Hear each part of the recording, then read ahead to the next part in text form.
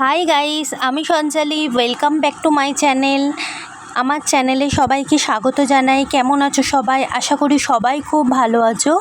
তো প্রথম থেকে শেষ অবধি ভিডিওটা দেখতে থাকো। আর আজকের বানাবো ভেটকি মাছের তরকারি। তো এখানে মাছটা ধুয়ে রেখে দিয়েছিলাম আর নুন হলুদ মাখিয়ে রেখে দিয়েছিলাম। কড়াইতে তেল গরম করতে দিয়ে দিয়েছি আর তেলটা গরম হয়ে গেছে। এবার মাছগুলো একে একে ছেড়ে দিচ্ছি। তো মাছটা ভাজা হয়ে গেলেই এবার এখানটায় কিছুটা আলু কেটে রেখে দিয়েছি। মাছটা যেহেতু আলু দিয়ে তরকারিটা করব, এই যে এখানে আলু কেটে রেখে দিয়েছি। আর এখানে বেটে নেব পেঁয়াজ আর আদা, আর এই যে 3-4 কোয়া রসুন। রসুনটা একটু পরিমাণে কমই দিয়েছি আমি, আর আদার ভাগটাই একটু আছে। আর পেঁয়াজটাও বেটে নেব, শিলেই পিষে নেব। মাছের এই পিঠটা হয়ে গেছে বলে খুন্তি দিয়ে আবার পাল্টে দিচ্ছি। মাছটা ভালো করে ভাজা হয়ে গেলে তারপর আলু পেঁয়াজ ভাজতে দিয়ে দেবো। তো বন্ধুরা, তোমাদের যদি আমার ভিডিও ভালো লেগে থাকে প্লিজ বন্ধুরা চ্যানেলটিকে সাবস্ক্রাইব করে আমার চ্যানেলটির পাশে থেকো। ভালো লাগলে লাইক করো, শেয়ার করো।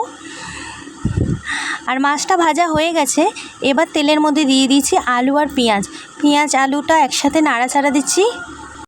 আর ততক্ষণ চটপট আমি মশলাটা বেটে নিই। এই যে আদা পেঁয়াজ একসাথে বেটে নেবো। আর এই যে এটা না কড়াইয়ের ওই ঢাকনাটা, ওর মধ্যেই মাছটা ভেজে তুলে রেখেছি।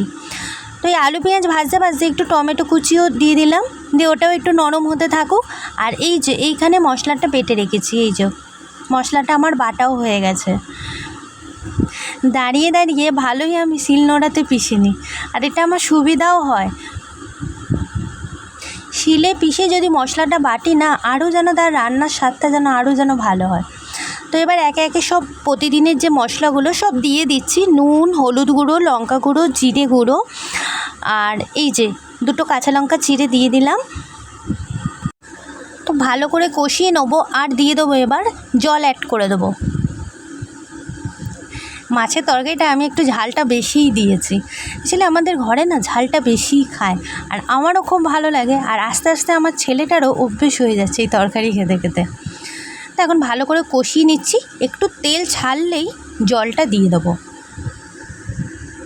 এই দেখো বন্ধুরা, একটু একটু কিন্তু তেল ছাড়তে শুরু করে দিয়েছি, সেই মুহূর্তেই আমি জলটা অ্যাড করে দিলাম। তারপর জলটা দিয়ে 10 মিনিটের জন্য 10 থেকে 15 মিনিটের জন্য আমি একটু ঢাকনা চাপা দিয়ে দেবো।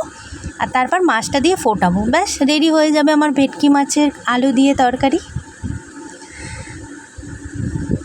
এই যে দেখো বন্ধুরা, 10-15 মিনিট পর আমি ঢাকনাটা খুলে এই যে মাছটা দিয়ে দিয়েছি। মাছটা ততক্ষণ একটু ঝোলে ফুটুক, তারপরেই নামিয়ে নেবো গরম মশলা দিয়ে। ফিরে আসবো আবার অন্য ভিডিও নিয়ে। বন্ধুরা, যদি আমার ভিডিও যদি তোমাদের ভালো লেগে থাকে প্লিজ বন্ধুরা চ্যানেলটিকে সাবস্ক্রাইব করে দিও, চ্যানেলটির পাশে থেকো। ভালো লাগলে লাইক করো আর শেয়ার করো। আর এই যে একটু দিয়ে দিলাম একটু গরম মশলা। ব্যাস হয়ে গেল আমার ভেটকি মাছের আলু দিয়ে কষা কষা তরকারি। ফিরে আসবো আবার অন্য ভিডিও নিয়ে।